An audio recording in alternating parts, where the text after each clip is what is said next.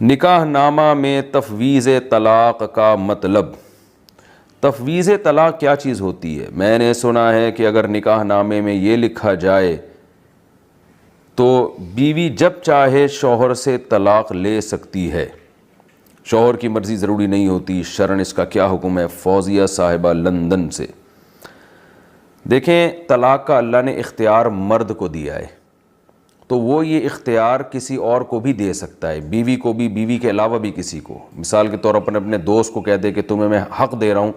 کہ تم میری زوجہ کو طلاق دے سکتے ہو، یا بیوی کو ڈائریکٹ کہہ دے کہ میں تمہیں یہ حق دے رہا ہوں کہ تم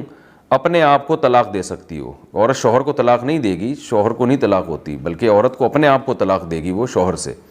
تو یہ حق شوہر بیوی کو دے سکتا ہے، جیسے نبی صلی اللہ علیہ وسلم نے امہات المومنین کو اختیار دیا تھا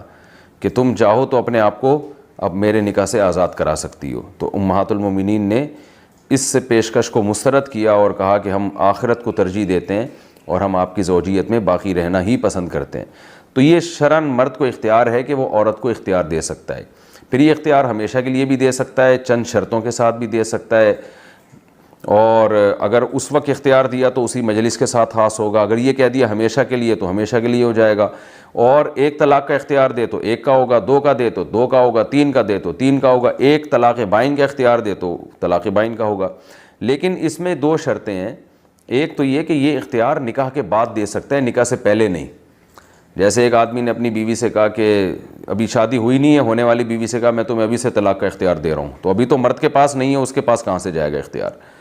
اسی طرح ابھی نکاح ہوا نہیں ہے، نکاح نامے میں طلاق کا وہ لفظ لکھا ہوا تھا کہ شوہر بیوی کو بھی طلاق کا اختیار دے رہا ہے، تو ابھی نکاح ہوا نہیں ہے لیکن شوہر نے اس پہ نکاح نامے پہ سائن کر دیے اور یہ کہہ دیا کہ میں اس پہ راضی ہوں، تو بھی طلاق کا اختیار جائے گا نہیں عورت کے پاس۔ وجہ اس کی ہے کہ ابھی نکاح ہوا ہی نہیں ہے، تو وہ کیونکہ نکاح نامے پہ سائن کرنے سے نکاح نہیں منعقد ہوتا، نکاح کے لیے ایجاب و قبول ضروری ہے، یا ایسی تحریر پہ سائن کیے جائیں جس میں ایجاب و قبول کے الفاظ لکھے ہوں۔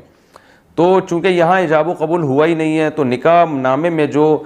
تفویض طلاق کی شرط لکھی ہوئی ہوتی ہے اس پہ سائن کرنے سے یا اس پہ ہاں لکھنے سے اختیار نہیں ہوتا، چونکہ ابھی نکاح ہوا نہیں۔ ہاں نکاح ہو جائے پھر اگر مرد بیوی کو اختیار دے گا تو اختیار ہو جائے گا۔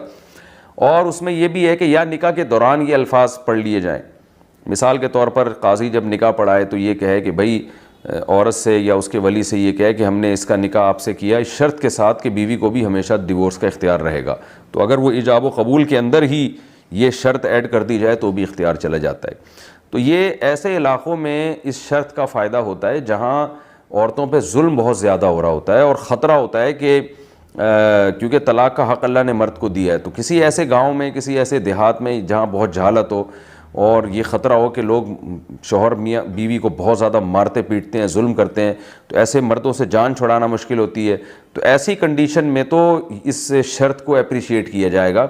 کہ بھائی نکاح اس شرط کے ساتھ کروایا جائے ایجاب و قبول کہ عورت کو بھی طلاق کا اختیار ہے۔ لیکن اس میں حضرت حکیم الامہ حضرت مولانا سروری تھانوی رحمہ اللہ نے لکھا ہے کہ ایسی جگہوں پر بھی اس شرط میں کچھ چیزیں ایڈ کر لی جائیں، کیونکہ خواتین جلد باز ہوتی ہیں، وہ ذرا سی سختی شوہر کرے گا اور وہ طلاق اپنے اوپر واقع کر لیں گی، پھر ساری زندگی روتی پھریں گی۔ تو اس کا حکیم الامہ حضرت حکیم الامہ نے ایک بڑا اچھا حل، جو ہندوستان میں بعض عورتوں پہ ظلم ہوتا تھا تو حیلہ ناجزہ میں ایک حل لکھا ہے کہ اگر سخت مجبوری میں عورت کو ڈیورس کا اختیار دیا بھی جائے تو اس میں اس کو علی الاطلاق اختیار نہ دیا جائے، بلکہ یہ کہا جائے کہ اس عورت کے خاندان کے فلاں فلاں افراد بھی اگر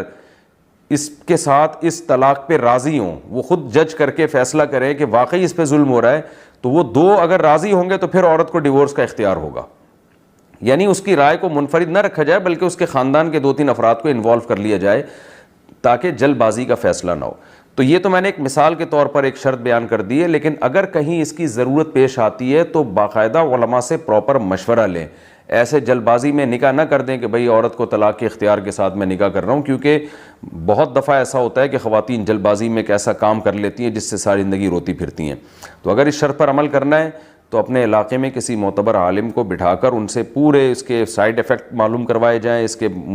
پازیٹیو